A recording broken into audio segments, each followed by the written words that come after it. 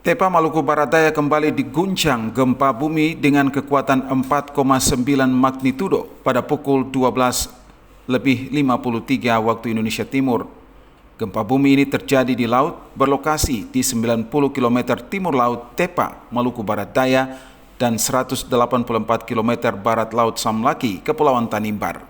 Gempa bumi yang terjadi di laut dengan kedalaman 157 km, Badan Meteorologi, Klimatologi, dan Geofisika Ambon menyebut epicenter gempa dengan magnitudo 4,9 terjadi pada 0697 Lintang Selatan dan 129 bujur timur, koordinat 2,62 Lintang Selatan dan 129 bujur timur, dengan memperhatikan lokasi epicenter dan kedalaman hiposenternya. Gempa bumi yang terjadi merupakan jenis gempa bumi dalam akibat adanya aktivitas deformasi batuan kerak bumi di dasar laut.